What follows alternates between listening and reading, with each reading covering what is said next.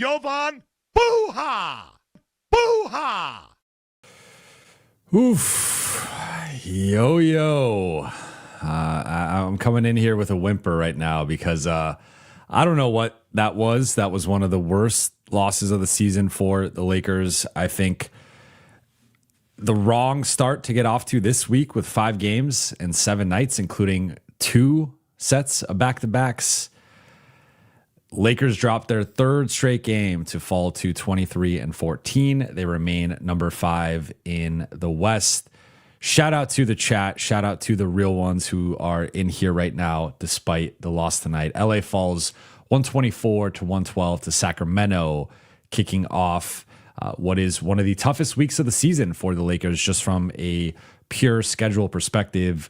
With 2 sets of back-to-backs this week, they play Monday, Tuesday, Thursday, Saturday, Sunday. And this was supposed to be the easy game of the week. This was the game. Lakers enter this game. Again, you guys know I don't gamble, but I will check the lines just out of curiosity. Lakers enter this game as 9.5-point favorites. Sacramento just beat Houston last night, but was on the second night of a back-to-back. So they were fatigued. And LA came in as heavy favorites. It's been a minute since the Lakers have been favored by 9.5 points, but they end up really losing this game, I would say, late in the first quarter, but the Kings were in control from that portion of the game on, and then Lakers cut it close. Like, they had a nice run to close the second quarter, a nice run to close the third quarter, another nice run in the fourth quarter. But especially coming out of that timeout with about 3 minutes left, the Kings just buried them after that point. It was 112-104. Kings immediately go on an 8-0 run to stretch it to 120-104, and the game is over in about a minute. It was in just over 60 seconds. The Kings just buried them. So easily one of the worst losses of the season. Yes, still no Austin, still no Rui, which we will touch on the Rui part of that a little later, but just a really disappointing outcome for the Lakers. Like, it was one thing to lose to San Antonio. It was one thing to lose to Milwaukee. And yes, Sacramento has racked up some nice wins against contenders throughout the course of the season. But there was just a lack of desperation and urgency from this group that we've seen or not seen for most of the season, but you would have liked to have seen in a game like this. And they did have the spurts of it. But again, this is where we talk about some of the bad habits that they have accumulated throughout the course of the season. When you are, it's like, marathon training, right? You got to start building up for the marathon or the half marathon, whatever. With the Lakers, it's like they still, to quote LeBron from earlier in the season, the Lakers still have baby lungs in terms of their stamina, like their competitive stamina. And I think that's been something that has been a bit disappointing here, is like, I think there has been some tangible progress lately, and we have seen better defensive stretches, better defensive quarters, better defensive halves. But overall, they have not been able to put it together consistently on both sides of the ball. And part of that is the personnel right now, not having Austin, not having Rui. They are shorthanded offensively. And that was certainly a story tonight, but it went beyond the offense tonight. Like, they could not make a shot. They also could not get a stop. And so that is on the collective, though, I think largely on the parties that it tends to be on. But with all that said, let's get into it, right? Shout out to the chat again. Appreciate you guys. And I owe you a better yo-yo next game, I promise. But tonight, I felt like I had to come in here a little bit more dramatic with the way that the Lakers lost this game. No notes from me. I'm just doing this all off the cuff. I usually come in with a bunch of notes. No notes tonight. It's just all off the dome because we've seen this movie before to some degree. So Buha's big picture is, I would say, a disastrous start to this week. And I say that just because, again, looking at the rest of the week, Lakers are playing Atlanta tomorrow. We don't have confirmation yet that LeBron is not playing, but all signs are looking like LeBron will not be playing tomorrow. We also got word that I was going to touch on Rui a little bit later, and we could get into that a little bit more later. But Rui was... JJ said this after the game. I will note this was a bit odd because JJ said it was on the injury report, which to my knowledge and to everyone else's knowledge, that was not the case. He claimed they updated the injury report this morning, and apparently that flew under the radar. But he said that they found out this morning that Rui could only play in one of the two games and that he was going to be on a severe minutes restriction. So they did not want to play him tonight. They decided to play him tomorrow. There was no mention of that pregame in Sacramento. There was no mention of that again on the injury report, at least the one that I saw, the latest one. So a bit of an odd situation. The Lakers continue to handle injury situations in the oddest way possible, we'll say. But so Rui is supposed to come back tonight, does not end up coming back. But now he'll be back tomorrow. But still, like, Atlanta has been playing much better, obviously since even before the Trey trade, but including since the Trey trade. They've won 3 in a row, beating New Orleans, Denver, and Golden State, with the Denver and Golden State wins coming on the road. You have Charlotte, who not too long ago blew out OKC, but also they've won 3-3 in their last 6, so nothing to write home about, but had a competitive game with the Clippers tonight, who've been playing much better. Beat Utah by 55 a couple days ago. So Charlotte has an offense that, I was curious because John Schumann of NBA.com was doing his power rankings, and he had noted that the Lakers had only played a top 10 offense in 10 of their 36 games. So I looked it up. And against the top 10 offenses in the league, the Lakers are 4-6.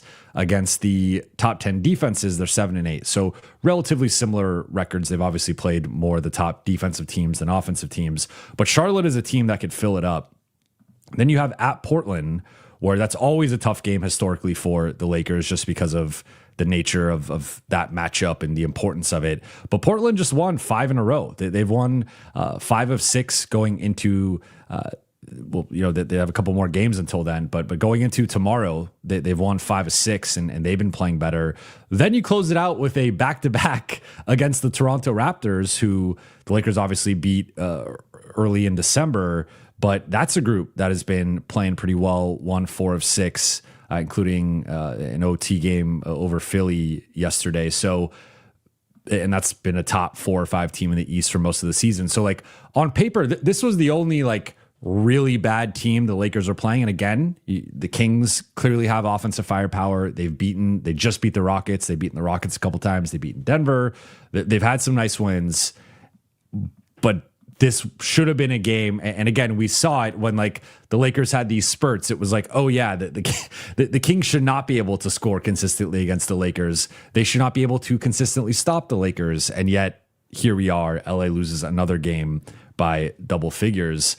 So I just think it was a really disappointing start to this week. Maybe disappointing is more appropriate than disastrous. But again, I thought, I don't like to get ahead of myself, but I thought this was the game that LA was going to come out. I mean, they just beat the Kings. What was it? December 28th, 2 weeks ago. They just beat the Kings by 24, one of their best wins of the season from a margin of victory perspective. I think it was actually tied for their best win of the season from a margin of victory perspective. And with the way Luka played tonight, with the way LeBron started the game tonight, it looked like they were going to win the game. And then it just went off the rails. And the why behind it going on, it went off the rails. We could get into that now, of just Sacramento had an incredible shooting performance. They shot 59% overall, 65% on threes, 17 of 26. So they did not attempt many threes, but they basically made 2 out of every 3. They were right there. Conversely, the Lakers they shot 49%, which is not bad, but 22% on threes, 8 for 36. Now, I will note, LA did dominate the free throw battle. They attempted double the amount of free throws. So they were plus 14 in attempts, plus 11 in makes. So that certainly offset some of that. And they also took better care of the ball than the Kings did, with 2 fewer turnovers. So yes, LA got more than doubled at the 3-point line, which it's hard to win in 2026 when you're getting doubled up on threes. But LA, they did find other ways to make this competitive. They just ultimately weren't able to make it competitive enough. And I thought the play of the game, in a bad way to me, was coming out of that timeout at the 3-minute mark. LA's on a run. They cut it to 8. Kings call timeout. LA actually follows up with their own timeout. And then the ensuing ATO for Sacramento ends up with a Malik Monk wide open, Jackson, or it wasn't Jackson, but it might have been DeAndre. I'm forgetting who. Obviously, DeAndre was the center out there, but I'm forgetting who was the person closing out. Someone makes a late closeout to Malik Monk and cashes it. Malik Monk cashes it. The hottest guy in the building outside of the hottest guy beyond the arc, DeMar DeRozan, was killing the Lakers inside the arc. But like the guy who is literally shooting flames from the second quarter on, that guy somehow gets left wide open. And yes, the Lakers are putting 2 on the ball, and that was a part of it. Or it actually was not. It might have been. I might be misremembering. It was earlier in the quarter coming out of an ATO. But whatever that play was, whatever that breakdown was, I was just looking through the play-by-play. I think I'm misremembering that. But they did have a corner 3 to Malik. That might have been why I referenced Jackson. It might have been earlier in the quarter coming out of a timeout. They just leave Malik Monk wide open in front of the bench, and he just cashes a 3. And like that to me was like, how do you have that type of breakdown coming out of an ATO? I don't get it. Like there's so many self-inflicted wounds. Again, they took relatively good care of the ball, only 10 turnovers, but it feels like every time the Lakers turn the ball over, it always ends up being a pick 6 or like a high percentage early offense opportunity for the opponent. So I just think that this was a really, like the Lakers are now digging themselves out of a hole the rest of the week. It's going to be tough tomorrow, especially if LeBron does not play. Like I think realistically, if LeBron does not play tomorrow, they're probably losing, especially with how guys have been playing offensively. So now you're starting the week 0-2. Then I think they should beat Charlotte, especially if LeBron can play in that one. Then you got at Portland, at Toronto, which I actually thought were probably the 2 toughest games of the week to close it out. And now we're talking 4th game in 6 days, which is already tough. But then you got 5th game in 7 days, which from a fatigue perspective, we have seen this team could hit a wall in certain fatigue, regards. So tough rest of the week ahead. Look, the Lakers could turn things around, go 4-1 the rest of the week, and we'll have a different perspective on this. But I thought this was easily their easiest game of the week, and it just continues this recent skid they've been on. They're 8-10 since December 1st. They've lost 7 of 11 now. They're 4-7 in their past 11. So Lakers are in another one of their rough skids right now, and it's more understandable based on some of the injuries. But you do have other teams in the West looking at like Denver. I mean, Denver's winning games without Jokic and Murray, and they don't have an Austin Reeves as like their third guy to step up in that scenario. If like LA was without Luka and LeBron, Minnesota has went through their rough stretch. They're playing much better. Phoenix is on fire.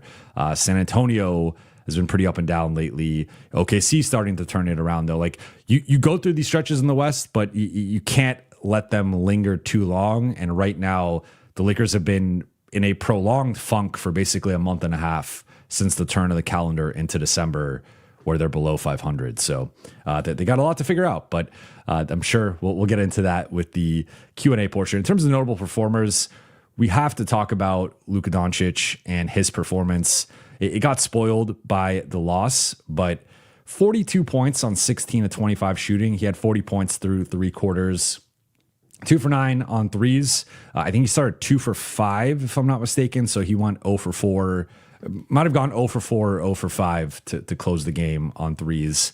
But that's the one thing we can nitpick here. Like 8 for 8 at the free throw line, 7 rebounds, 8 assists, 4 steals. I thought some really nice off-ball activity and defensive playmaking from him.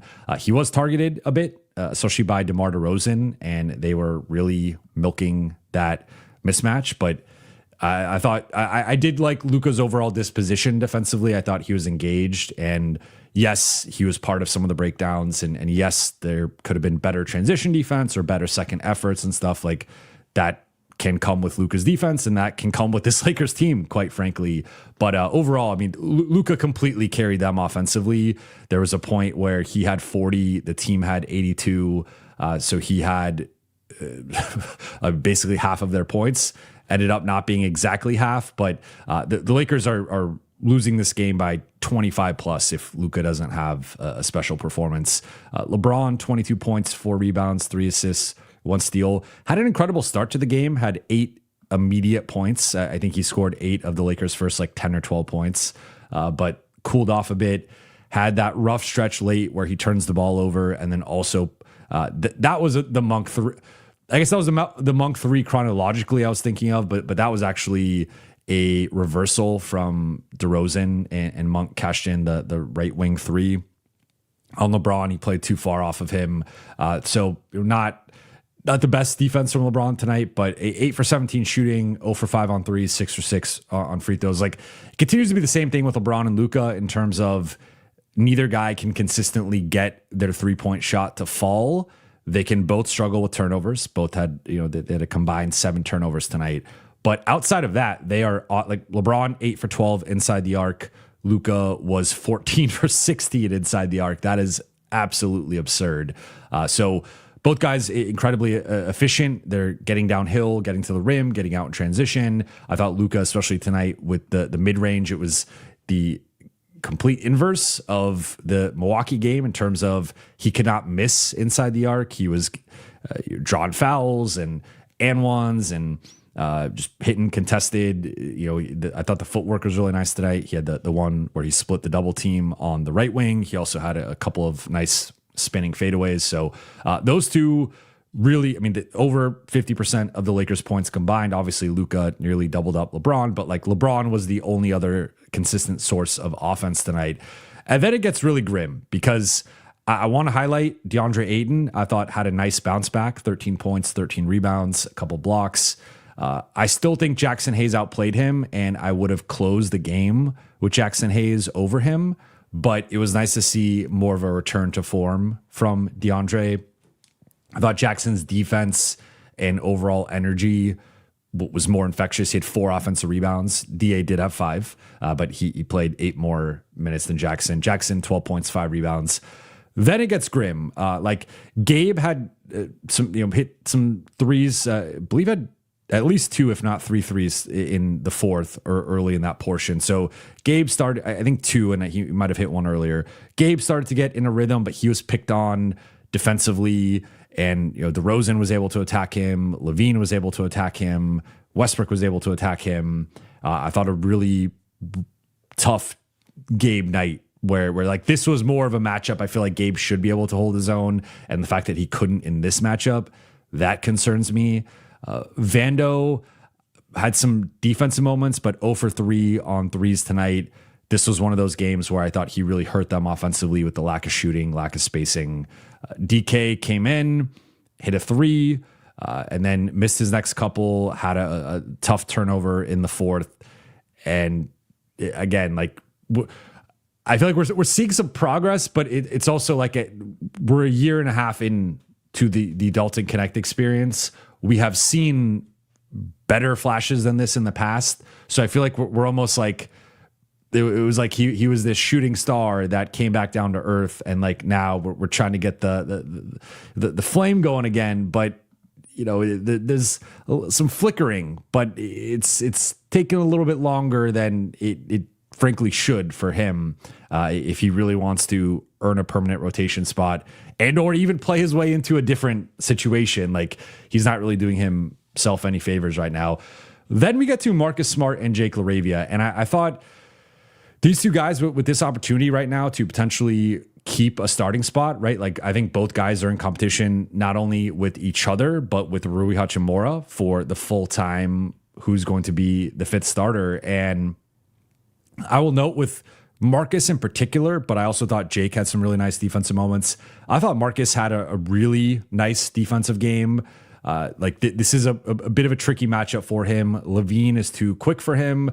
DeRozan's a little too big for him, especially around the elbow area. But there was so many times, 2 steals for him. I would love to see his deflections. I'm sure he had multiple. But the off-ball denials, the forcing guys to catch the ball multiple feet out from their initial starting point with an action, those are things that are not going to show up in the box score, but during my note taking portion of the game, I was Marcus is defending well. It's just he's an absolute zero on offense right now. And that was the story that sort of undid the goodwill of Marcus and Jake. And during the rough moments recently has undone those two. Has been they combined to shoot 1 for 12 overall, 0 for 8 on threes, 4 rebounds, 5 assists, 3 steals, like 3 points overall. You need more from your starting 2 and 3. We'll say based on the rough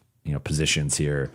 You just need more. And now I think Rui would have given them more offensively. I think there's a big gap between those two defensively. And if you're putting Rui, like we've seen Rui on DeRozan, and DeRozan cooked him just as much.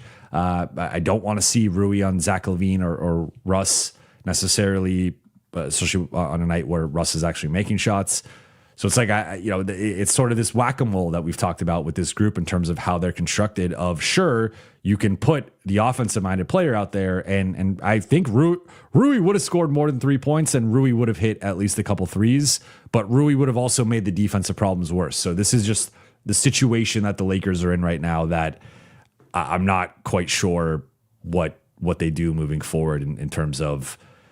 I still think a defensive-minded player should be starting. And if you look at the entirety of the sample size with the data so far, like that has shown that if you go too offensive, it just falls off a cliff defensively. If you go too defensive, it falls off a cliff offensively. You need some sort of balance. And with the 4 starters that are locked in right now being so offensive-minded, I think the low-hanging fruit is start a defender. But if you want to make the case for Rui, if you want to make the case for a more offensive-minded group, or even say that shooting is more important than defense, which I fundamentally don't agree with, but if you want to make that case, tonight is Exhibit A, right? Like this was the ultimate case for Rui starting and Rui playing more. What was tonight in some regards? Because I still think, again, Rui's not helping the 3-point defense. Rui's not making closeouts to the weak side corner at a high rate or a higher rate than Jake or Marcus. So that's where, again, that there's some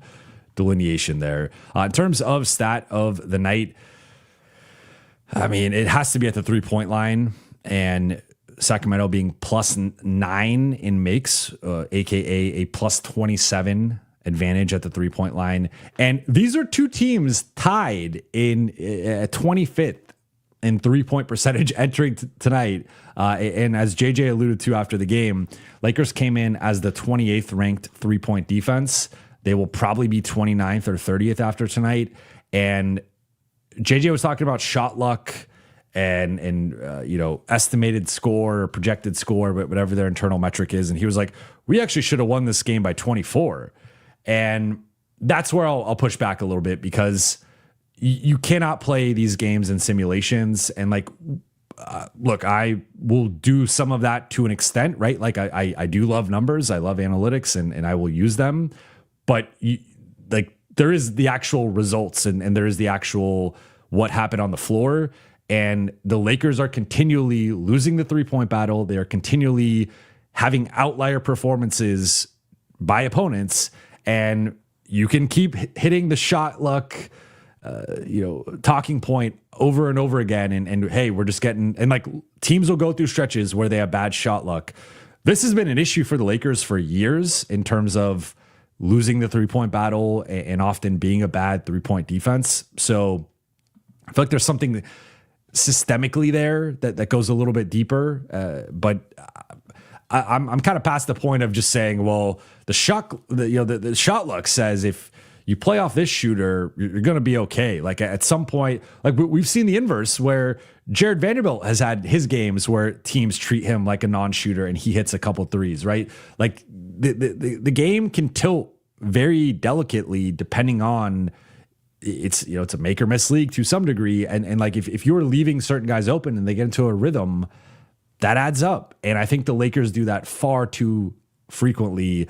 And then sort of at the end of the game, it's like, well, this team just hit all these threes against us. And it's like, well, at some point, if 2 out of every 3 games you're playing, the team's hitting an avalanche of threes against you or outperforming their season performance, at some point you got to figure out why is this always happening to us, instead of just saying we're going to keep playing the simulation here and hope that at some point it works out. And again, I'm not denying that the Lakers did not suffer from some ridiculous shot luck on both sides of the ball tonight, both from their shot making and the Kings shot making.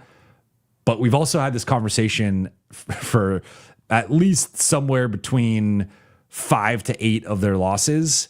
And at some point, like even some of their wins that we've had the shot luck conversation, like they just got to be sharper defensively. And I think that the strategy of just completely playing off certain guys, including Russ, like, and you guys know it takes a lot for me to speak positively of Russ, but he was awesome tonight. I thought it was a little bit too much Russ to start the game. He did have 5 turnovers, but 22, 5 and 7, 8 for 16 shooting, hit 4 threes. Russ had a really nice game. He also was guarding Luka a bit. Like he was a positive tonight. So the Lakers, another thing I am adding to the ledger that the Lakers have to figure out. And then we'll just get through the 3 takeaways really quickly here. Takeaway number 1, we'll start with the Rui update. So again, Rui is going to play tomorrow. He's going to make his return tomorrow. And I thought it was an odd decision by the Lakers to not formally announce that. I think they could have handled that better. But that also signals to me that LeBron is probably not playing. I'm trying to see if we've gotten an official update yet. I'm not seeing one. If you guys want to, if you guys see anything, drop it in the chat. But yeah, I'm not seeing anything yet in terms of an official LeBron update. So I mean, that to me, like I think LeBron's probably out tomorrow. JJ has indicated over the past week or so that LeBron is not ready to play in back-to-backs yet.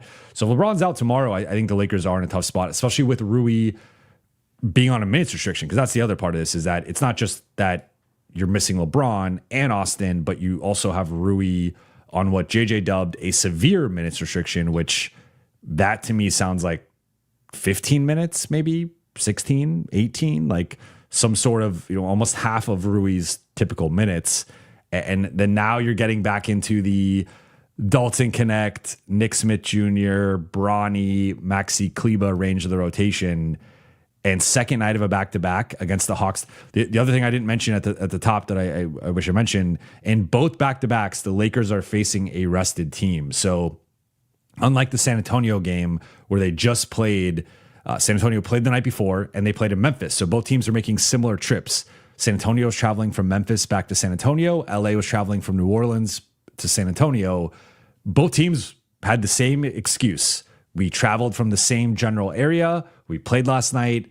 Yes, the Spurs have the advantage traveling back home, being the home team, but the Lakers could at least look across the court and be like, these dudes are just as tired as we are.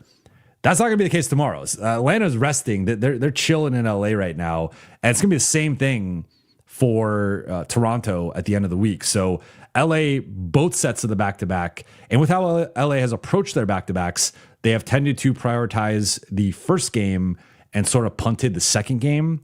It's going to be interesting to see with that Portland-Toronto back-to-back how they do that, because sometimes a team will prioritize the second game if it's a home game and the first game's a road game, which is that case next weekend. But get a little ahead of ourselves here. I just wanted to talk through some of that because Rui will be making his return and he'll be coming off the bench. He'll be on a bit of a minutes restriction. If LeBron isn't playing, I would assume Vando gets a start and then Rui is maybe eased in as like the first or second sub and then ends up like once he wasn't the first sub and they went through a few guys, it felt like Rui wasn't going to be playing tonight.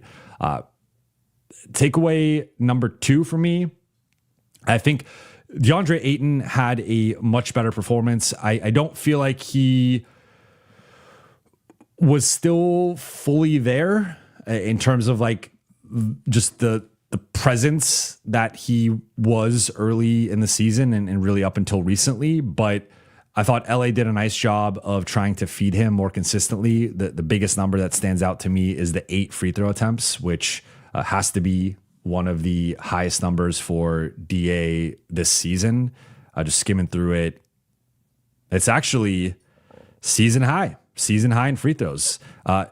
DA's previous season high was that 6 versus Memphis from about a week ago.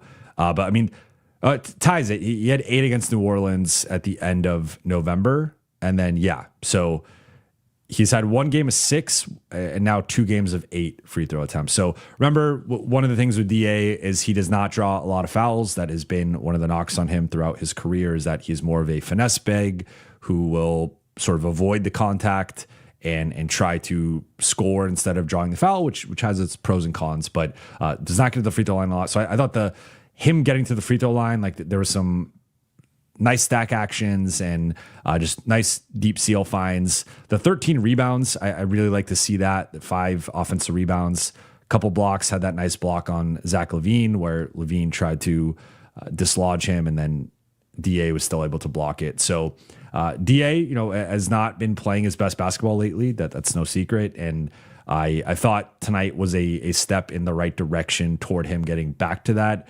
I don't think he was still fully there. I thought he was part of the defensive breakdowns, and I thought there were several low motor possessions that you could point to.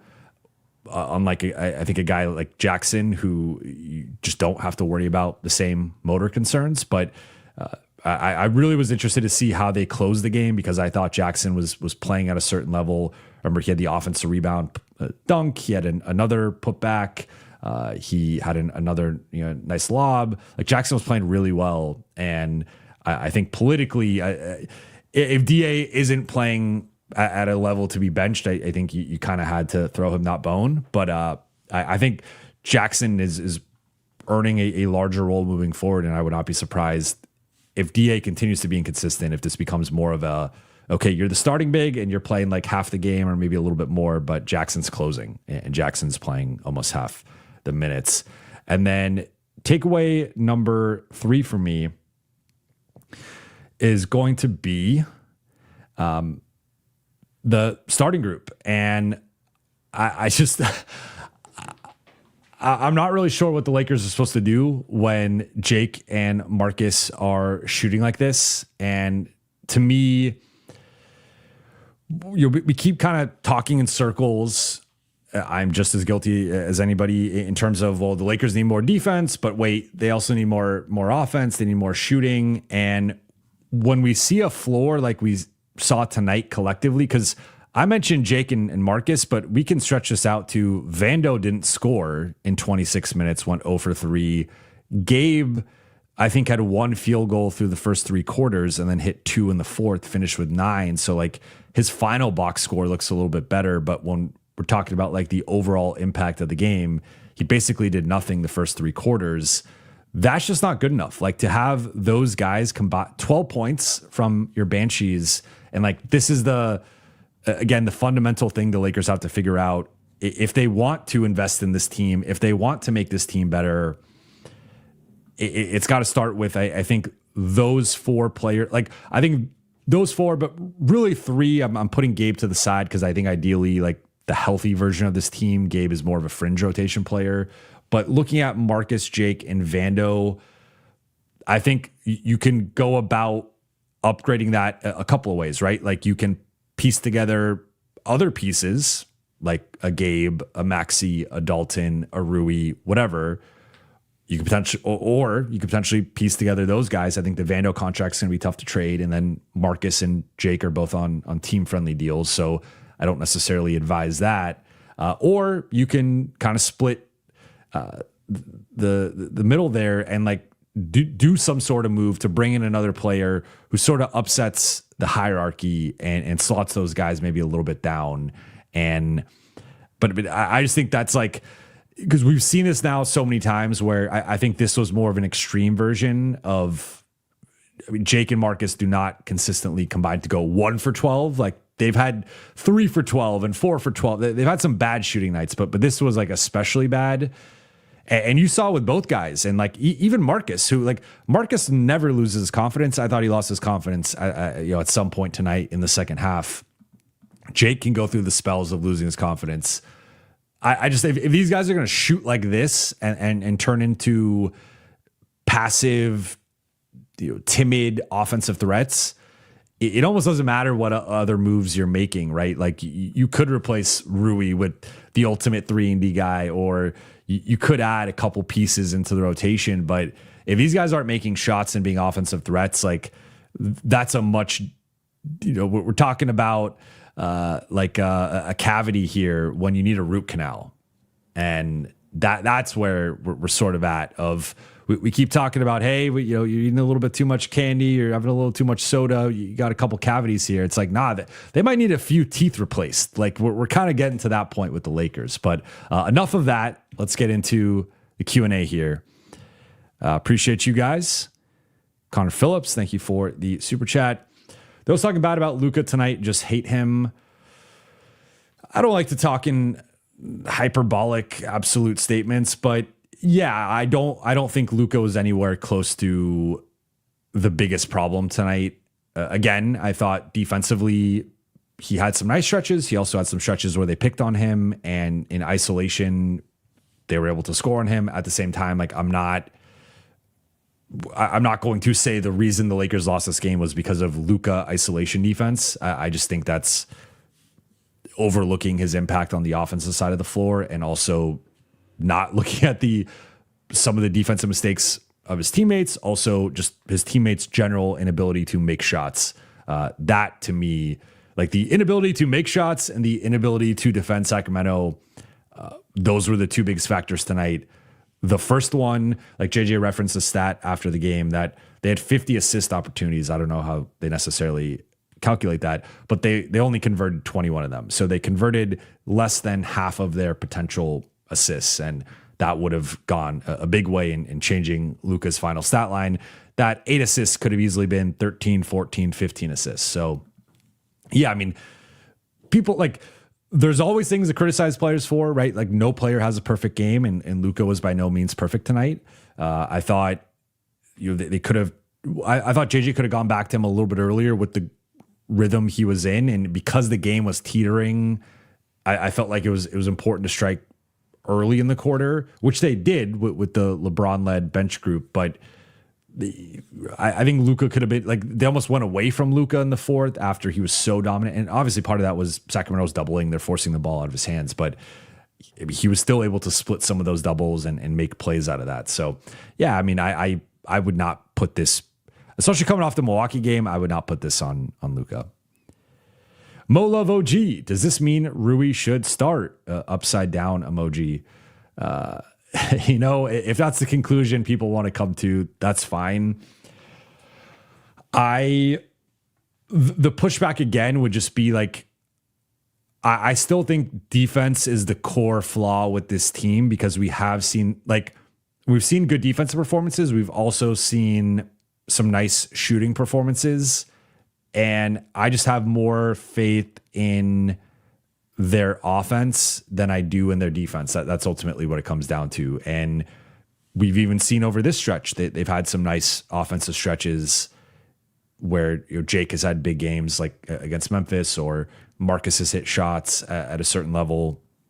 It's not consistently, and that's the conundrum right now. But I think what it signals to me more so is that Rui needs a certain amount of opportunity, a certain amount of shots, a certain amount of playing time. Like they desperately need that skill set. I just think that to me, there has been a real difference. And this isn't even going off the numbers, which the numbers have been better lately with the starting group, but just like from an eye test perspective of watching the games, rewatching the games, you feel Marcus and Jake defensively in a way that I don't feel like you typically feel the Lakers defenders in that starting group.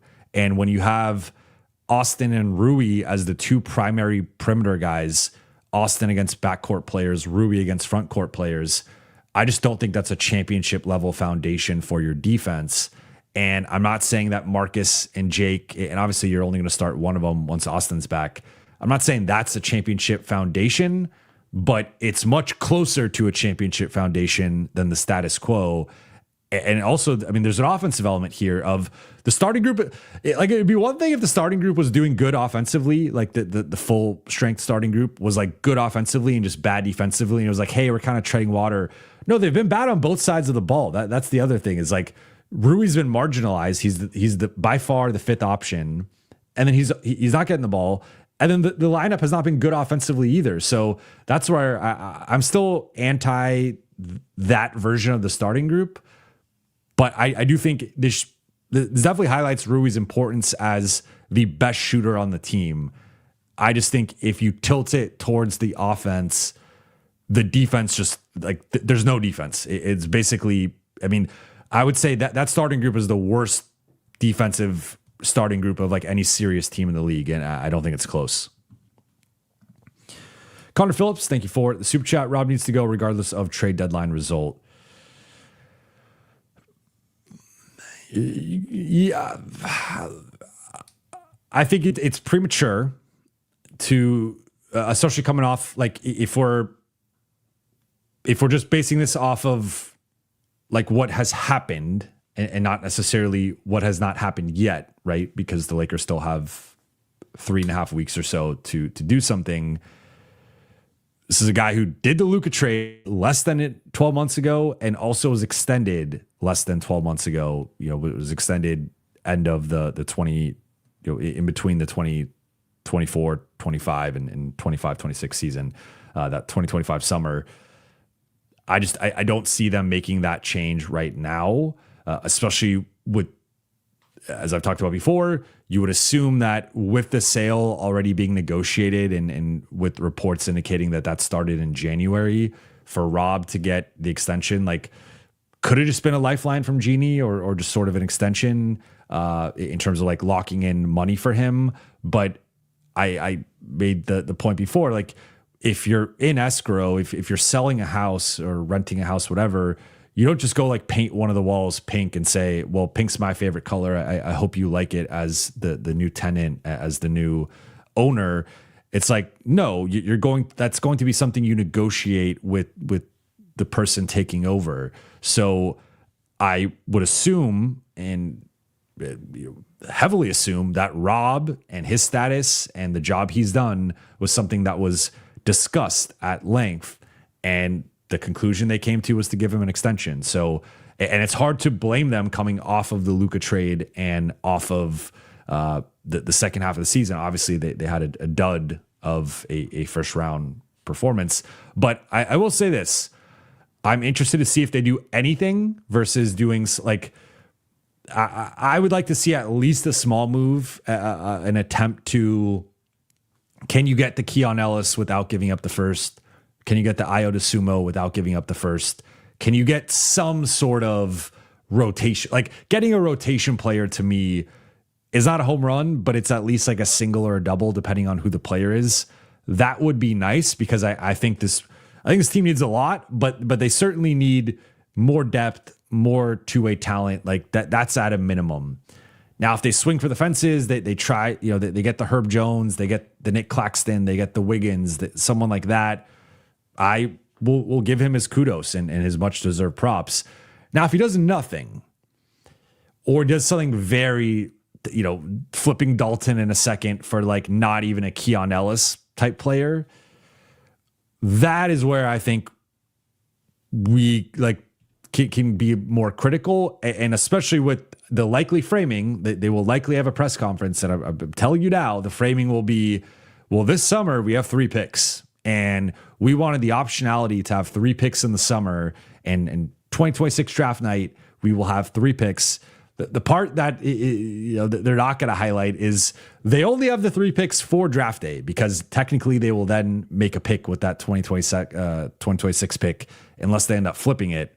But even then, like you have basically 24 hours to use all 3 picks. Otherwise, one of them is going to get used because it's getting drafted, and then you have 2 picks to use. It's not as sexy to teams to say, "Hey, we have 2 picks for you and this rookie that we just picked." Like the teams want the mystery box of not knowing the picks. So they really have technically 3, but that pick will be used within 24 hours of having access to the 3rd pick. So we'll see. But yeah, I'm really interested to see what he does this summer, because I think there's a bit of a cap space fallacy going on right now. If you look at who's projected to be out there, how much cap space the Lakers could have, it could be high. It could also be pretty low, depending on does Austin get the max? Do they extend Rui? If they don't trade Rui, it's sort of like now you're in a tough spot of do you extend Rui and hope to trade him in the future? Like, what do? You have the whole DA situation of he still might be their best option. I don't see all these centers being available this summer that like right now, could Gafford be available? Could Claxton be available? Those are a couple names I'd be interested in. Then you get to the summer, Walker Kessler and restricted free agency, maybe some a Kongwu, whatever, but it's not like a long list of all these like great starting level centers that are available for the Lakers. So yeah, I think they're in a tough spot. A lot of it is self-inflicted, and all we can do is wait to see how the next 3 weeks play out. And then if they play out the way they're looking, and because right now, like essentially the spark notes of the Athletic report was the Lakers don't want to give up a first, and they also don't want to take back money. And if they don't want to do either one of those things, the Venn diagram of players that will actually make a difference, that check that box of, okay, we'll take your expirings, but we'll also give you back at expiring, and like we really value your second round pick or Dalton Connect. I don't know where that team is or what that player or situation is. Like it's not a big Venn diagram of players you'd want. And it's not the Herb Jones, it's not the Wiggins, it's not the Claxton. You're at a much lower tier. It might not even be the Keon Ellis Iota Sumo tier. So yeah, the Lakers, I don't want to jump on them yet, but it's obviously trending toward maybe not being the most active deadline for them. And if that's the case, then there's a ton of pressure on the summer because you cannot talk about the picks and then not trade the picks in the summer and then sort of patchwork another roster together where you're like, well, at the deadline, we'll have another pick, or, next summer we'll have another pick, and we'll see. Ryan Lucas, thank you for the super chat. I heard RP Pod has LA and AR camp unhappy. Confirm. 2, DA got to go. 3, no way Luka is okay with this roster/play. 4, any chance Rob retires season's end. I can confirm that, people have not been happy. I'm not going to go more specific than that, but I would just say people have not been happy with that pod and some of the comments, especially I feel like there was some of the initial stuff, like there was they're not contenders, right? And that was one thing, and even some people inside that building might believe that at the core if you gave them truth serum. It was like one thing to think that privately, one thing to put that out publicly, but then some of the stuff that has come out since, most notably, I think recently, this whole trade Austin Reeves for Jaren Jackson Jr., who they basically averaged the same amount of rebounds, and that would have been an interesting trade a year ago, but Austin Reeves is just a straight up better player than Jaren Jackson Jr. and has more trade value than Jaren Jackson Jr. So I actually think if Memphis wants to throw in multiple picks and Gigi Jackson, then maybe that's a conversation, but the general framework of just Triple J for Austin Reeves straight up does not make any sense, in my opinion, from the Lakers side. Like, yes, the theory of Triple J makes sense, but he has not been the same defender the last couple years. He is not a good rebounder. So if you play him at the 5, you really have to have great rebounding, which like Luka helps close some of that gap, but you need at least one more like really good rebounder, if not a couple. And like for now, okay, LeBron, but I Triple J's likes to play the 4. You kind of have an AD situation again. So he wants to play the 4. You need to figure out the 5 situation. Does that work with Ayton and Triple J? Maybe, I don't know.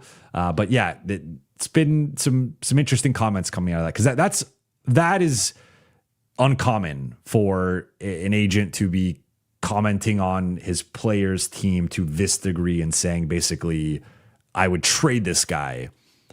Especially a guy who's sort of in contract competition for his client. So yeah, 2, DA got to go. I'm not fully there. I believe in like the nuance of the situation of he can play better. I would like to just like the Lakers are sort of on the clock in terms of can you beat good teams. DA is also on the clock in terms of can you play well against good teams, because DA 13-13 against Sacramento. It's like, okay, they're Sacramento. they're one of the bottom 3 defense all season. I want to see that against Atlanta. I want to see that against Toronto. I want to see that against some of these better teams coming up here, and we'll see if that's how it plays out. I would be surprised if Luka is okay with standing pat. To your point, I'm sure Luka is going to want an upgrade, but the balance here for the Lakers is like, if you're going to stand pat and you're going to sell this vision of the future, you're going to sell this vision of the summer, you better execute it, and you better have a crystal clear plan. And I think that's what the front office is trying to figure out between now and the next 3 weeks.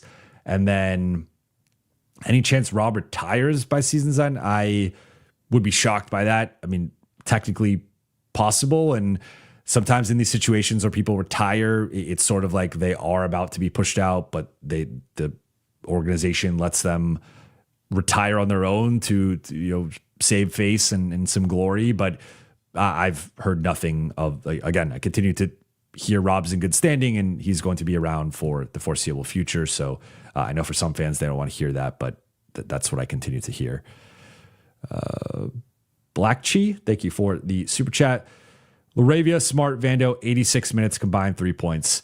And I'm glad you threw in the minutes there because I just been advocating for them playing 70 minutes or so a night once Rui and Austin were back. But yeah, I mean, I'll say just like with Luka, I will go very much out on a limb here and say that I'm going to put it in pen that in terms of 19 plus 2-point attempts for any other game this season, Luka will not shoot worse than he shot against Milwaukee. That's going to be his worst 2-point shooting performance of the season, going 4 for 19.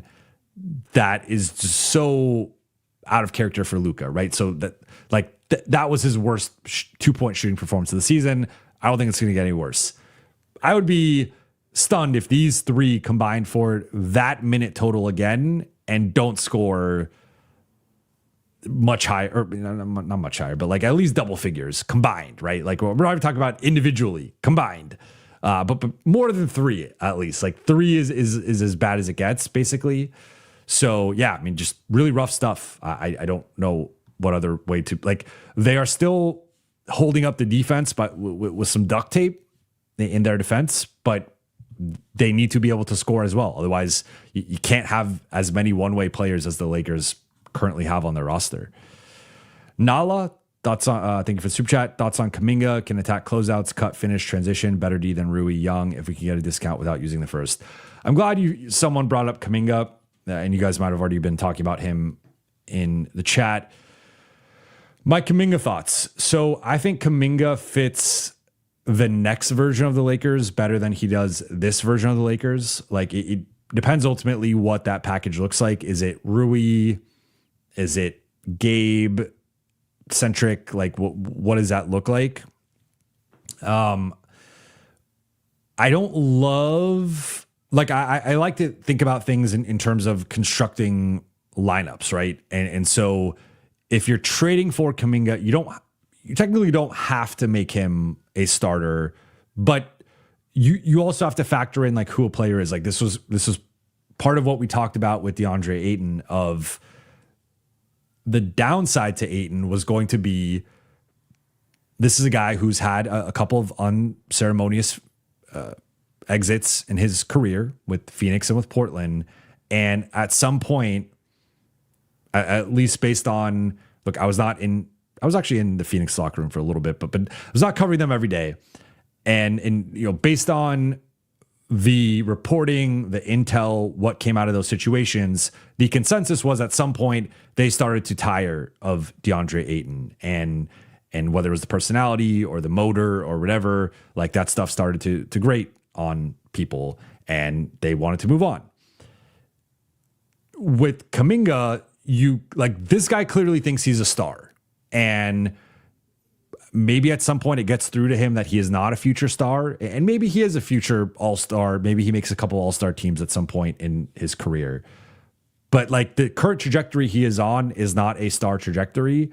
I think he can be a good offensive player. I look at a couple guys, actually both former Luka teammates, in PJ Washington and DJJ.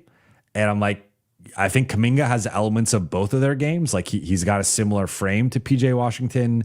I would say he's certainly not the shooter that PJ Washington is. But athletically, I think there's some similarities there. I think Kuminga at his best is probably a better shot creator than PJ Washington, though you could debate that. But PJ Washington was able to go to Dallas, buy into what Dallas wanted from him, play off of Luka successfully, be part of a team that made the finals and thrive in that role he was in. And then similar with DJJ, he's obviously a much better defender and motor player than Kuminga, but Kuminga has those physical tools and gifts.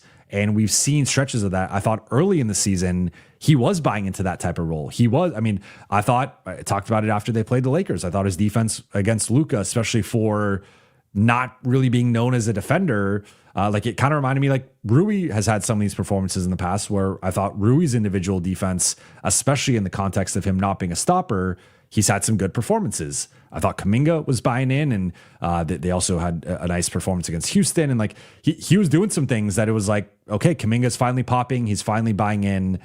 And then it all went off the rails. So before we even get into like what he can do, I think there's a macro discussion of, do you want to take on the risk of this guy clearly viewing himself in a certain light as like a future all-star, should be starting?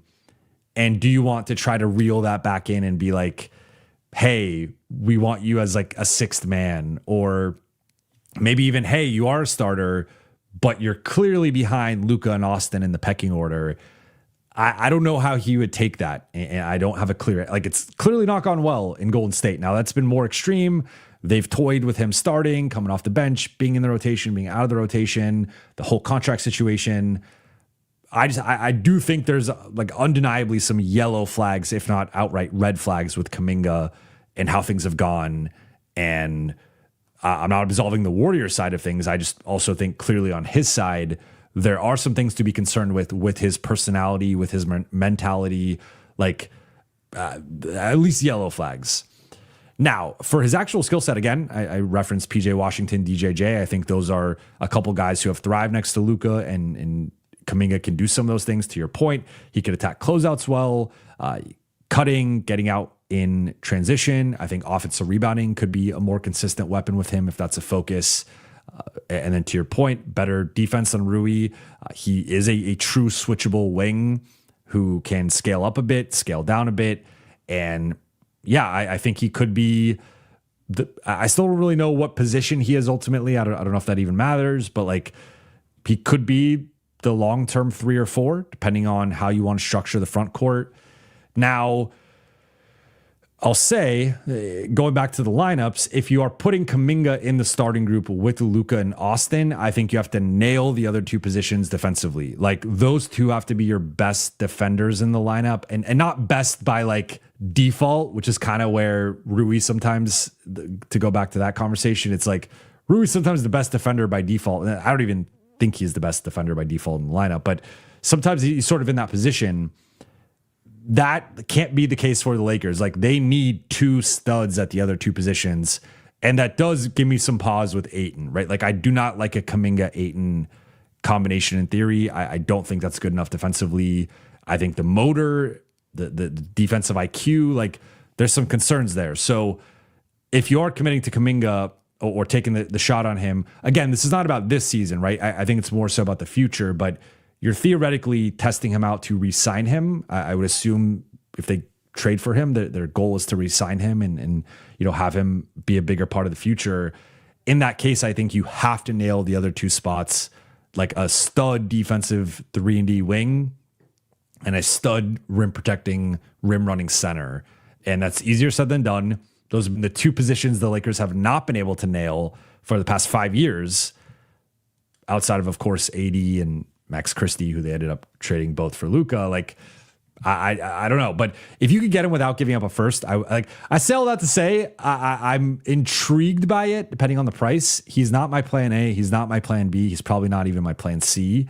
But if you can get him for some combination of the expirings and like a second, I'm open to it. I just think you have to be prepared to be disappointed and potentially view it as like a lost cause, a wasted opportunity, because I don't know if he's ready or at that stage of his career to really embrace taking a step back, because I think that's what he has to do to ultimately take a step forward.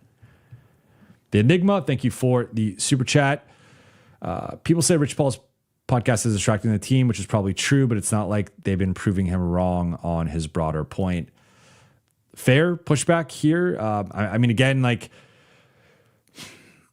the Lakers started their skid before that. I believe the podcast debuted around like December 9th or 10th. LA started losing or like this stretch on December 1st. So there's like a little bit of correlation there, but they had already started struggling a good like week and a half before Rich's comments saying that they weren't a contender. That said, it's a tough situation, because I'll be completely honest here.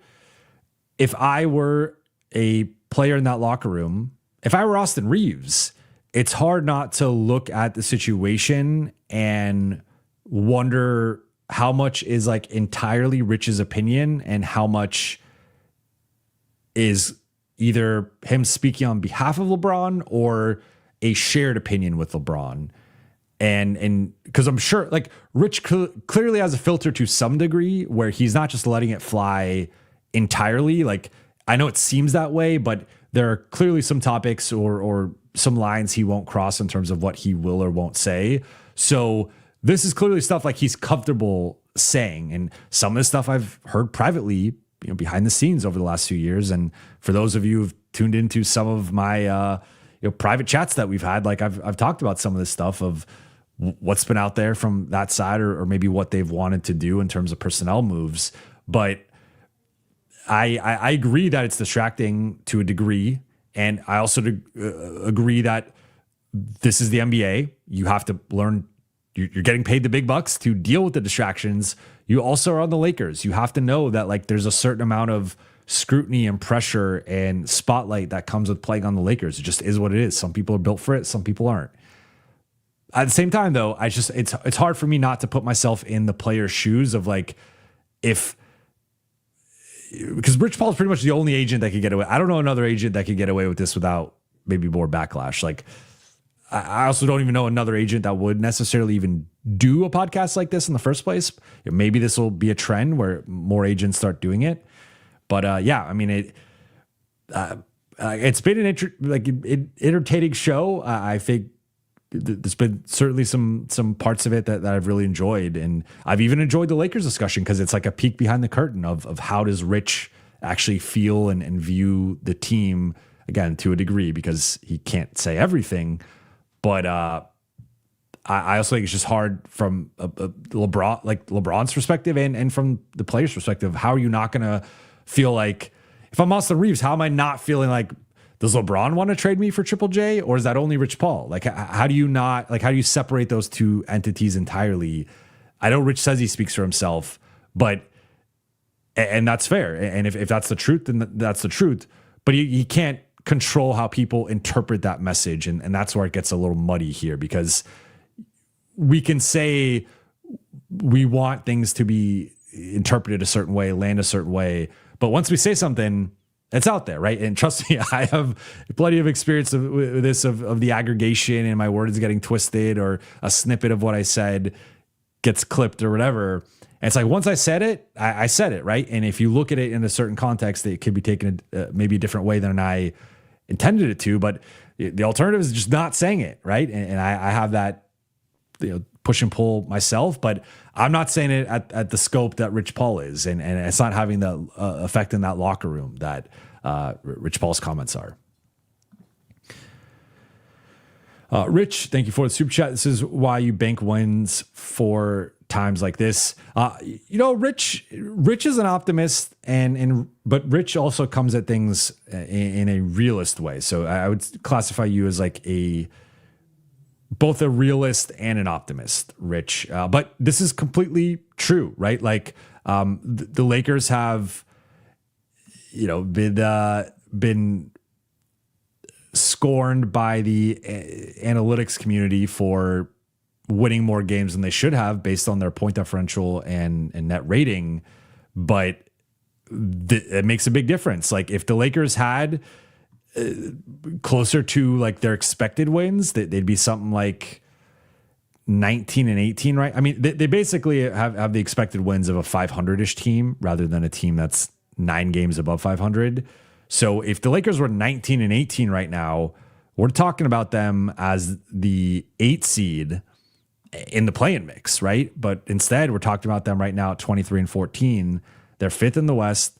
Now, there is a little bit of space there between, they're now a game and a half behind Minnesota, 2 games behind Denver, 3 games behind San Antonio, 8.5 behind OKC. So there's a little bit of distance there of where the Lakers are now starting to look like they might be, especially if they can't go on an extended winning streak here, they might be sort of positioning themselves in that 5-6 mix, which is better than the play-in, but is also not ideal. Like in the 5, you have to go on the road and win and then go to OKC and try to win. In the 6, depending on who you get, like that could be advantageous to a degree because you're not on the OKC side, but you're also, it's just rather unprecedented for a 6 seed to win the title. If you look at NBA history, you typically have to be a top 3 seed. So yeah, I mean, but I agree. This is why the Lakers winning the games they've won has been so important. Harry Chinani, thank you for the super chat. I'm frustrated with our lack of shooting. This is why someone like Monk is so valuable. Instant offense off the bench who can win you many games. Need a consistent score off the bench, especially with injuries. I was thinking that tonight. I was waiting for someone to bring up my Monk reluctance. And I think the counterpoint or like, continuing your point and the counterpoint to my viewpoint has been like, look at Nick Smith and what Nick Smith is able to do when Nick Smith is making shots, or even look at Gabe. And it's once in a blue moon when Gabe's making shots, but when Gabe is making shots, it is such a difference maker. I think my apprehension, my reluctance with adding a player like a Monk is that I already think, if you look at, you have 240 minutes out there, right? 48 minutes at each of the 5 positions.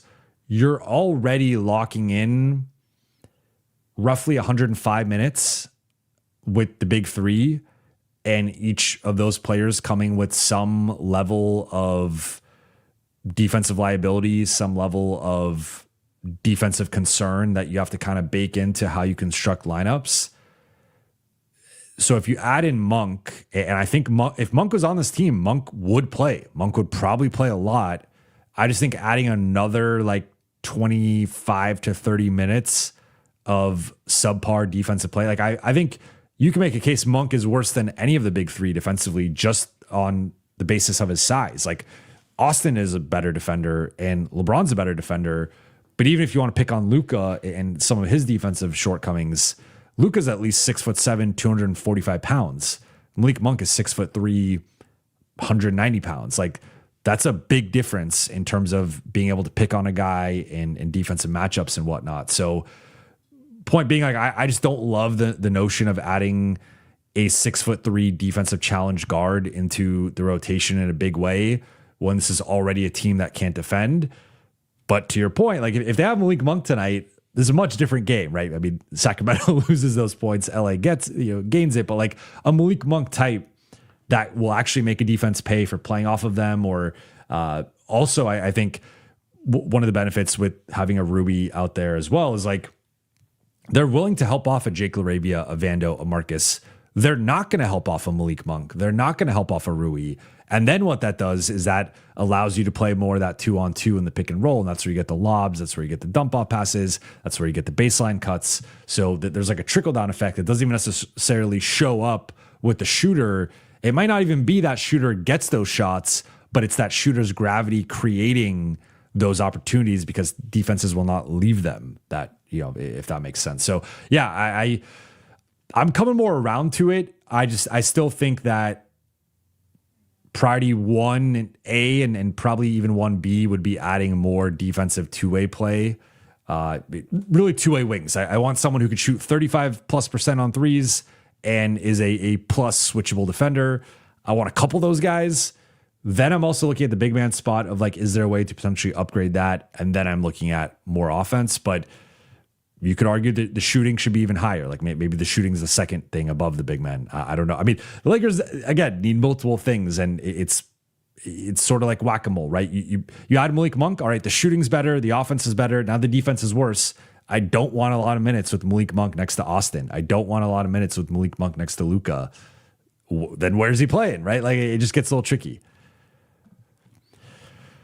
Alma, thank you for the super chat. Zdravo, Jovan, hope you feel better. Outside of our horrible D, teams essentially don't need to guard anyone other than Luka and Braun without AR. JJ said we had 50 potential assists and only converted 21. We need shooters desperately. Zdravo, hope you are doing well. Yeah, I mean, it's I don't. The Lakers have somehow, and this is a management front office issue, criticism. The Lakers have somehow built a team that's like slow and unathletic and can't shoot and can't defend. And it's like that. You need like two of those three things at a minimum, but to not have all three of them, it's remarkable. Like tonight, they are only in this game because Luka and to a lesser degree LeBron carried them offensively, and they did have some nice stretches of like 2-3 minute stretches here or there defensively. But again, I said this after, I think it was after the Spurs game. The Lakers are very reliant on their stars. Like this is a very top heavy roster, a very top heavy team that like they need their stars to be at a certain level. And that's also where with Luka having some of his ups and downs, with LeBron easing in and you know, taking some time to get into a rhythm, that also has played a role in the past month and a half. Like they've had the injuries, Austin, Rui, etc. But it's also been, if Luka, like the Lakers need Luka to be a top 3 player in the world basically every single night. And if he's the 9th best player, if he's the 15th best player, if he's the 25th best player, that version, it's really hard for them to win. They need Braun to be, especially without Austin, like a top 20 player, top 25 player. If LeBron can't play like that, they're probably going to lose. That's the challenge right now. And that ultimately is a roster issue. That's what it comes down to. Like they're not deep enough, and they also don't have enough two-way play. And JJ keeps having to play whack-a-mole in terms of offense, defense, defense, offense. And they go through stretches. Like if you go through the Lakers, if you're plotting their offensive rating and defensive rating, it's basically like they're either top 10 in one and bottom 10 in the other, or it's the inverse. And like they keep going through the stretches, top 10 offense, bottom 10 defense, top 10 defense, bottom 10 offense. And you don't really want to be in the middle either. You don't want to like hope that it gets to like 15-15 because that's not going to win anything. But you want that top 10 offense to stabilize, and you want that defense to get closer to like league average. And if you could have top 5 offense, 15th-ish defense, you can go far in the playoffs. Gary Singh, thank you for the super chat. Vando Smart, I'm assuming you meant Laravia here too, but Vando Smart, Laravia were so, oh, okay, maybe not. Vando Smart were so disappointing on defense. Like if you're giving up a bucket every possession, just playing all offensive lineup, at least you could score. The only thing, so I would push back a little bit on Smart's defense. I thought he, like, DeRozan scored on him. DeRozan scored on everybody. DeRozan scored on Vando. I thought Vando was the weakest tonight of the Vando, Smart, Laravia trio, but I wouldn't say any of them like a stellar defensive performance. I just thought Smart and Laravia in particular were being physical and pushing guys out and doing like a bunch of little things that helped the defense, in addition to the typical deflections, steals, all that stuff, getting back in transition, etc. I think the issue for the Lakers is they don't have an all offense lineup. What would be the all offense lineup right now? So you have LeBron, Luka, one of the two centers, and then where are you going? Are you going? I'm not going Dalton Connect. I'm sorry, I'm not. I'm just not. You can't make me. I'm not going Gabe Vincent. I'm just not. Sorry, you can't make me either. Nick Smith. What then where are we? Now we're the Nick Smith, Bronny, Maxi Kleba territory. So my only pushback to this would be the Lakers don't have an all offensive lineup right now. And I think that's kind of been exposed, like where, I mean, the all offensive lineup is the full healthy starting group, but that group has not been good on offense, at least this season. And they also can't defend. So I as long as Austin and Rui are out, they just don't have an all offensive lineup. BT Kingsley, thank you for the super chat. Pieces don't fit. We can't overpay. Chat incoming. We need rim protection. Go get Claxton and Bobby Portis. I totally agree. I think I would not overpay if I'm the Lakers just to try to go for it this season, especially with like, I think we're starting to have a larger sample size that they might be. I mean, I'll be the first to admit they're probably a little bit further than I thought they were. And, you know, I had more optimism, especially for the offense. I did not think the offense was going to crater the way that it has recently. And there's just only so much you can do with that, right? Like if guys are missing wide open shots, there's no real fix for that other than get new players. Like that's the fix, right? Like, or practice more, but this team has some limitations, especially this week with the practicing. I think Claxton is gettable, but it would likely require the first round pick. I don't want to say Bobby Portis isn't available, but I guess the flip side would be, what are you giving up to get Bobby Portis? Because the Bucks are actually trying to buy, not sell. So I don't think they're just going to give up. Bobby Portis is their third big man, primary backup 5/4. He's making $13.5 million, then 14.5, then 15.6 player option. I assume he'll pick that up. 2 more years. So that's already a hurdle for the Lakers, which is also a hurdle with Claxton, is that both players are under contract for multiple years. I just don't know what the Lakers offer Milwaukee. Like, unless they're trading them DA, which maybe they could based on getting Claxton. But even then, like you have Turner already. Now you have the whole like Turner versus DA, who's going to start. I assume they would just keep Turner as a starter. DA could, I guess, take on the Bobby Portis role off the bench. That's sort of interesting, but it's also like, what are you giving up for Claxton then? I guess maybe you're giving up, it's some combination of Gabe or Rui plus a first, I would assume. That's interesting. I just don't, if I'm Milwaukee, I don't know if I might prefer to just keep Bobby Portis under contract and like low maintenance dude. He's been there for a while. You won a championship with him. I don't know if I want to upset that for Deandre Ayton or, potentially almost certainly a worse player other than like Ayton. I think is a better player than Portis, but like outside of Ayton, I think the other options LA would offer would be worse players. Connor Phillips, thank you for the super chat. JJ's scheme leaves guys open too much to blame variance. Sorry, it's that time of the night. I agree. That was the point I made earlier in the show. I think that their defensive game plan is just too extreme to be able to blame shot luck and variance. And again, at some point, it's sort of like, I'm done with my analogies, at least for right now, but it's, you get what I'm saying, right? Like they're too extreme with it. And I think you don't want to overcorrect or overreact to the data in terms of the actual data versus the expected data. And there needs to be some context in this, right? There's a reason why like Vando's shooting the ball better. Teams still aren't really respecting him. And it's because they're looking at the bigger picture of Vando being a minus shooter for most of his career. If he continues on this path, teams will eventually start respecting him more. And I think we've even seen some matchups they've respected him a little bit more. But it takes a while for that to change. That said, like sometimes LA is leaving guys wide open they shouldn't be leaving wide open, right? So it's not just the guys that they want shooting. It's not just the Westbrooks or the low-hanging fruit of like, make this guy shoot. It's sometimes the guys they don't want taking threes. And that's something that they still have to figure out. BT Kingsley, Watson, AR, Luka, Claxton, Portis, Vando, Monk, Jax, Ellis. So I assume that's Peyton Watson, who we talked about today on Lakers Collective. I would love Peyton Watson on this Lakers team. I think, I don't know if like third stars like pushing it with him. I want to see, he just won player of the week, but we'll see where his career goes and what his ultimate trajectory is. But I think he looks clearly like a starter and could be.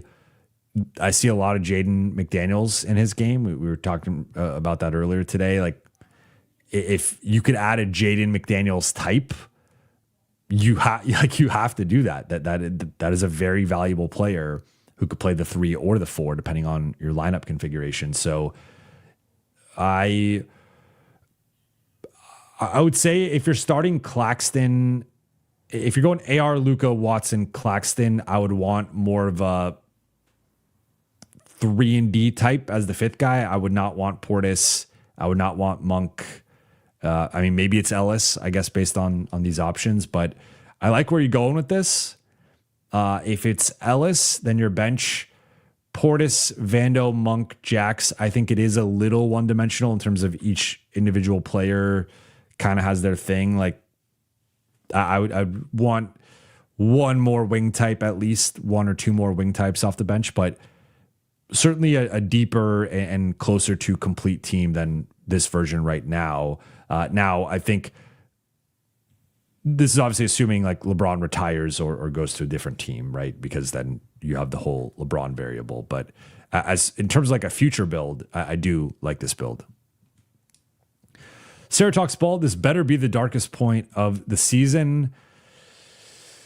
That's an interesting question. If we want to project what would be the darkest point of the season, I mean, I would say I'm really curious to see what the line is tomorrow. I would not be surprised if the Lakers are underdogs tomorrow. Yeah, just looking at it now, Lakers are 3.5 point underdogs, which again, I'm familiar with this stuff, but I don't do it. Typically the home team, or like the general rule of thumb is the home team is like 3-point favorites or like +3. So if you're on like a neutral court, one team having home court advantage shifts the line by 3. So that's really like on a neutral court. They're saying Atlanta would beat LA by 6.5 points. That's a pretty big spread. So that continues to push the idea that LeBron's probably not playing tomorrow. And if LeBron's not playing tomorrow, I think the Lakers are underdogs. I think they have a real shot to lose, because I just don't know if Luka could drop 50 and have 15 assists and they still might barely crack 110 just based on the way that guys have been playing lately. So yeah, I mean, the lowest sport of this, or darkest sport of the season might be tomorrow when they're on a 4-game losing streak potentially, but who knows? Maybe they win tomorrow and we see the sun. I don't know if it's going to be the darkest point. It also might be February 5th after the trade deadline when fans are upset with what the Lakers did at the deadline. But certainly possible it's the darkest point. I hope so. Dan Howard, thank you for the super chat. Everyone's seeing how important AR is now. Love it. I wish this were true, but not everybody is seeing it. I'm still getting the bench Austin, trade Austin. I think something I wish I hit on more after the Milwaukee game in terms of crunch time was like, I thought they really missed Austin in that crunch time specifically. Obviously now we're seeing the impact of not having him, not having that additional ball handler, playmaker, shot creator, etc. He and LeBron running units together, even he and Luka. I think with how LeBron has been in a certain rhythm with the bench guys, you could even have Luka AR lineups together, and that builds those reps and continuity for next year, which is going to be important. But those two have killed it together. Those two are, I believe, still +13, +14 points per 100 possessions, something like that. So those lineups have killed it, and I would like to see more of that. So yeah, I mean, you don't have to tell me how important AR is, but maybe some people will change their mind on that. Molove, OG, AR, or Rui long term with Luka. I think it's AR, and I don't think it's close. And this is not a commentary on Rui not being a good long-term fit with Luka. I would still say, I think it's especially so true if Luka's there, that I think if you are committing to Rui and making Rui a starter, you need a specific front court build. And just my opinion, I think Rui needs to be the worst front court defender. And I think Rui needs a stud 3-and-D perimeter guy and a stud rim protector. And if you have both of those things and you have Rui more as like a helper or more as like guarding a low impact offensive threat, I think he's fine in that role. That was kind of the role the Lakers had him in earlier in the season when he was playing more 4. And then also offensively, he's a great fit with Luka. Like you could even argue maybe he's a better fit with Luka just because all he does is shoot and spot up and be an off-ball threat. But AR, I think, is in line with pre-New York Jalen Brunson and Kyrie in terms of what he's provided as that secondary, backcourt co-star with Luka. I think he's even done some things at a higher level than those guys, at least in their specific tenures with Luka, like some of these 50-point games and the efficiency he's been able to do it, carrying the team to this volume, like when Luka's been out or when LeBron's been out and Luka's off the floor, like Austin has done a pretty good job. So I would say I would lean Austin just because I think Austin is the better player and is the harder player to replace. But certainly Rui has the offensive fit with Rui and Luka is great. I think you run into some problems defensively because, again, Luka and Rui ideally are used the same way defensively. It's just like that's not how the Lakers have built their roster. So if you're telling me Rui's going to be the wing stopper again, now I'm completely out on Rui, at least as a starter. If Rui, again, I've made this point before, if Rui's starting next to Rudy Gobert and Jaden McDaniels, love that. Rui can guard 4s and he could guard lesser front court threats.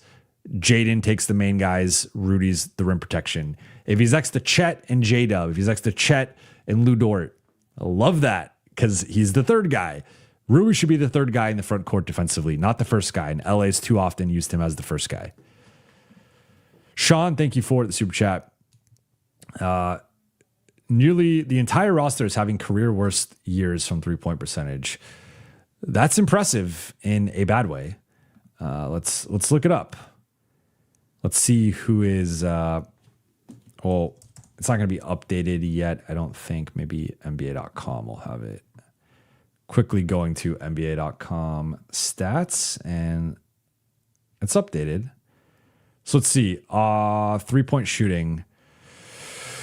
Oh, geez, this is ugly. So Rui's having a career year. Rui's at 44.5%. That is a career best for him. Nick Smith, not a career best. Gabe's having a career best year. How about that? That's after tonight. But hey, career best year for Gabe. Austin's a no. Jake is a no. Vando's a no. Luka's a no. Dalton is a no. LeBron's a no. Marcus Smart's a no. Max. So yeah. Well, you say career worst actually. So sorry, I was looking at career best. I was taking an optimistic view. No one's having career bests other than Rui and Gabe, which is kind of funny. In terms of career worst, let's look at LeBron. I don't think LeBron, this is career worst, but it's probably close. Marcus, not career worst. Third worst of Marcus's career. Maxi's a career worst. LeBron, second worst of his career. Luka is probably a career worst, I would assume. No, Luka is second worst of his career, but like those first 2 years, he was right there around 32%. This year, 32.3. Vando, it's not going to be the worst. Jake, maybe. Austin, and I don't think it's the worst. But I hear your general point. A lot of these guys are not, they're definitely not having their best years. Jake, it's his worst. And then Austin, second worst. So a lot of guys, it's like second, third worst. But to your point, it's bad. It's bad. Like the Lakers have 2 above average shooters right now, and in the full-time rotation, it's Gabe and Rui. Everyone else is below average. So Austin's right there at the borderline, but you can't have that. Harry Chinani, thank you for the super chat. Gabe is finally hitting shots in the fourth quarter. Jackson is playing great. Both subbed off for Smart and DA. JJ should just play players that are playing well in the fourth. Jackson deserves more minutes than DA. I agree with this to a degree. The one thing I would note with Gabe is I still thought he was pretty bad defensively in the set. Not necessarily his fault, but just the limitation of Marcus is just bigger and stronger, and I think more switchable and versatile. So this is the offense defense game, right? Where Gabe was certainly better offensively, but I also thought Marcus was like of a similar gap defensively tonight, in my opinion. DA versus Jackson, I said during notable performers, I would have closed with Jackson. I think maybe JJ just wanted to avoid the storyline. It would have been 3 times in 6 games that Jackson closed over DA, but he was outplaying him. Also, maybe it was a break thing where Jackson played 17 straight minutes to close Milwaukee. That's too many, even for Luka, even for LeBron, Austin. Like, they should not be playing 17 straight minutes to close a game. You need to give them a break somewhere in there. Should have been the case with Jackson, but clearly he was trying to send a message to DA. So, yeah, I'm not going to quibble too much with that, but I agree with you. Kristen Lee, thank you for a super chat. Lucas said post-game he felt an issue during pregame with his groin and was TBD to play tonight. If LeBron doesn't play, should JJ just sit him tomorrow? Yes, I think so. No Austin, no LeBron, Rui on a minutes restriction, second night of a back-to-back. I would probably just punt the game. I know some people don't want to hear it, but Luka's not really rested outside of being injured. And he's also had plenty of games where he's not even gotten like the fourth quarter off because the Lakers trick away a lead, or because even though the game's already out of hand, JJ continues to play the starters and continues to play Luka. So I'm going to err on the side of like being cautious with Luka. To this point, like I noticed a couple times during the game, he was grimacing a little bit. It's crazy. He's still at 42, but that is noteworthy. And if that's the case, I maybe you just punt tomorrow. Like, you can't, like, it's tough because you don't want to punt games in the West, but then you just say, hey, Nick Smith Jr., go cook. Rui, let it fly in your 15 minutes. Dalton, here are the keys to the offense. And then maybe you win. Keon Park, thank you for the super chat. I miss AR too, but he should still be off the bench. 6-man next to Rui, since we need multiple 3-and-Ds. Smart and Laravia next to Luka and Braun. Luka, AR, and Braun could work after we get Herb or Trey. I'm just saying, like, Austin is not coming off the bench and LeBron is not coming off the bench. That is, it's just not happening. So I know people still want it to happen. I know it's just not happening. If there's any starting lineup change, it would be Rui coming off the bench. I don't even think that's happening. I think Rui's going to get his starting spot back. They're going to stick with that, and they're going to continue to lose those minutes. It'll probably get a little bit better, and they'll still win games, and then they could say, hey, look at the record with the starting group, even though they've lost the minutes with the starting group. But that's its own conversation that I don't want to go down that path. I guess like my biggest pushback is I don't think those guys are, again, the clearest comparison I can make is like going back to, and Manu had already been coming off the bench for a while, so it's not an apples to apples comparison. I also think there's a little bit of a different culture between international players and American players in terms of selflessness and sacrifice, but that's a whole other topic. But when Manu Ginobili is coming off the bench for Kawhi Leonard, Defensive Player of the Year, future Finals MVP, two-way stud, and Danny Green, poster boy of 3-and-D players, like one of the best 3-and-D players of all time based on starting and winning championships on multiple teams and being a marksman, but also an all-defense caliber guy like in his prime. Yeah, sure, you bring Manu Ginobili off the bench. That's not Marcus Smart and Jake LaRavia. And as we saw tonight, those guys went 1 for 12 offensively. Like, there's just a line where I think you keep one of those guys in the starting group, but Austin's going to start. Like, we could debate, even if you somehow convince me that he should come off the bench, which I don't think is possible. Even if I felt that way, it's not happening. So we could talk about it, but it's not going to happen. You might as well talk about Luka coming off the bench, right? Like, you would never talk about Luka coming off the bench because obviously Luka's the best player and it wouldn't make any sense. But like, I'll say Luka coming off the bench is 0%. Austin and LeBron coming off the bench, I would put at 0.1%. So There's an 100% chance Luka will be starting every game moving forward. I would say 99.9% for LeBron and AR. They are not coming off the bench. All right. I am going to wrap here. All right. We got one from Julian. I'll do a couple more in the chat. Julian, I believe you're from the Philippines, if I remember correctly. So shout out to the Philippines. Hey, Elvon, do you think the Lakers offered Tari Eason a bigger contract than the Rockets next offseason? That's an interesting one. I think he is someone that could be available just based on the squeeze in Houston. And, so he's making 5.6 this summer. Now, he wanted a lot. I will note, like he wanted 20 plus, if not 25 plus this past offseason. So I don't think he's going to come. It's not going to be a cheap contract. I think he's a guy who's going to be making over the non-taxpayer MLE just because he is a unique two-way stud. But certainly is a player that I would be interested in if I'm the Lakers, and certainly could be a longer-term starting. Like, you're not going to have Wemby and Kamara as your 3 and 5 necessarily, but if you get out of Tari Eason and then figure out the center position, I think that's a pretty good look for the Lakers next year. Is this Hans asks, what is the Lakers record above against teams above 500? I believe it's 7-9. I will check now. It does fluctuate. Yeah, 7-9. It does fluctuate based on opponent record. Wait, I've talked about this before. I think it's dumb how like retroactively, like the Lakers could, especially like early in the season, it fluctuates a lot. But like the Lakers could be like 9-0 against teams above 500, and then like 4 of those teams drop below 500, and then all of a sudden the Lakers record, it would still be 5-0, 4-0, whatever.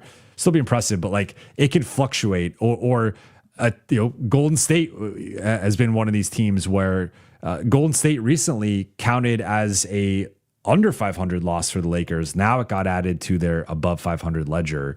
But to this point, current, I'll just run it off quickly. Current records of the top 6 in the West against 500 and above. OKC's 10-5, which is really good. San Antonio 12-9, solid. Denver 13-6. In my opinion, the best in the conference because 3 more wins than OKC, 1 more loss, but I would take the 3 more wins at this point. So Denver, I think, is fared the best. Minnesota's 9-10, so 1 game under 500. Lakers are 7-9, 2 games under 500. Phoenix is 9-11, 2 games under 500. So I would say Laker, like the 500 above record kind of correlates to, I think, everyone's contender status / like place in the West to some degree. Like I think the Lakers probably have on paper the 5th best among those teams, and they're right now 5th in the West. So I think that kind of checks out. Tali Khalifa says Tari Eason and whoever Denver doesn't pay, either Watson or Johnson. Yeah, and I think that's a reasonable and somewhat realistic outcome that I think a lot of fans would be upset with. But I think everyone's chasing the big sexy name. And if you could get Giannis, if there's another star that makes sense, I think particularly a front court star, you got to entertain it. But I think if the Lakers somehow ended up with, let's just say, and again, this is like pie in the sky, whatever. If their team was like Nick Claxton or Walker Kessler at the 5, Peyton Watson and Tari Eason and Austin and Luka, I think that's a much better team than like the casual NBA fan would like look at that team and be like, all right, you have Austin and Luka, but like, who are these other guys? Like, they're not that good. No, that would be a monster team that would have a bunch of defense and depth and versatility in terms of like playing style and whatnot in that front court. Guys with high motors who could support Luka and Austin. And then Peyton Watson is a 40+% shooter on almost 4 attempts per game right now. Tari Eason's shot has obviously been a little bit up and down, but you ideally bring more shooting off the bench. But I would really like that. Like Kessler, Watson, and Eason would be pretty much close to as good as I think realistically possible outside of adding a star. Keon Park, thank you for the super chat. This trade deadline, if no title contender type trades available like Herb, should front office not make any trades and keep as many pieces for the summer going big? I'm glad you asked this because I've talked about this a little bit in the past, and I only feel stronger about this. I still think there's value in flipping the expirings. Like, obviously, if the expirings just don't have value, or there's just not a trade out there, right? Like, you can't force a trade. That is one thing that I will give the Lakers front office in terms of, for a variety of reasons that they have had. Sometimes when they have these conversations, the asking price is a little bit higher for them compared to other teams. So you can't force a trade. They don't have a great hand right now. They don't have a lot of assets. They will have a better hand in the summer. That said, I think if you can flip Gabe and Maxey for something, even if it's just something temporary, like, I think the ideal thing would be a longer term piece who's some sort of younger rotation piece that's been overlooked that can help you for multiple years. If the Lakers don't want to take on extra money, though, like, at least flip Gabe plus Maxey into something that helps you this year and find an expiring or a couple of expirings that are just better fits for what LA needs. And if you could upgrade that Gabe spot, I at least think, I think that gives them a little bit more of a nudge in the right direction. But that's like at the bare minimum. If they do nothing, I mean, you could argue that depending on, but like, if you have to throw in Dalton or a second, I don't really think that's moving the needle enough to really regret that, in my opinion.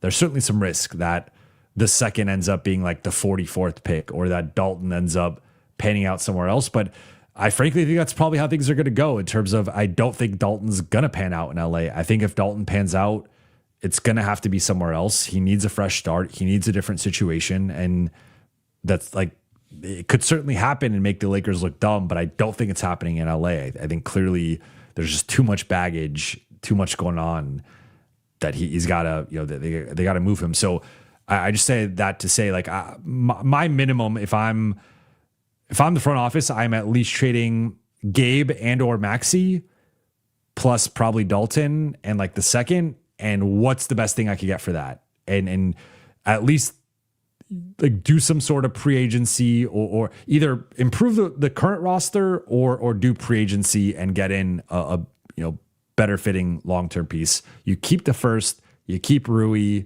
you keep Adu, and then you go into the summer with more flexibility. Like, I guess that would be my approach.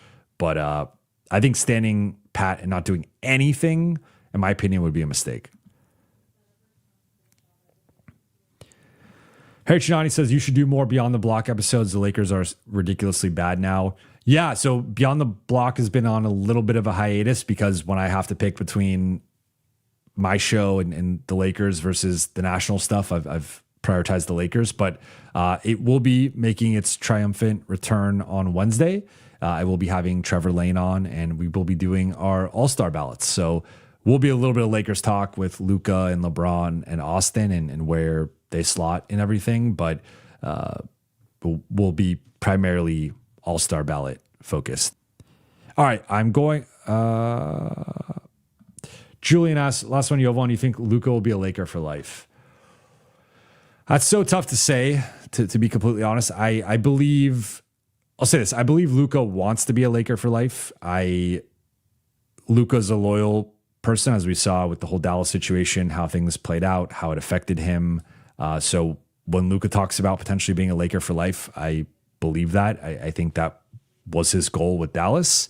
The only thing I could see potentially complicating that would be if we're talking 4 years from now and the Lakers have like 3 first round exits and 1 second round appearance, and it's sort of like this whole era has been mismanaged, and now Luka's like 30, 31. He's at a pretty critical point of his career to be in a situation where he can actually contend.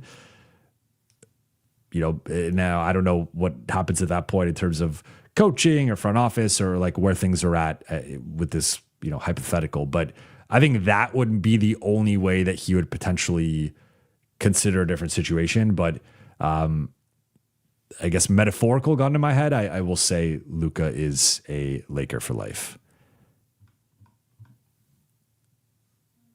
Smoke, yes. Yes, I did see DK or Wojcicki's piece on DK's trade value. I mean, I basically said that on here. I didn't write it, and I know sometimes things carry more weight when they're written. But I mean, there's not a lot of people are think fondly of DK or his potential. It's also kind of flies under the radar.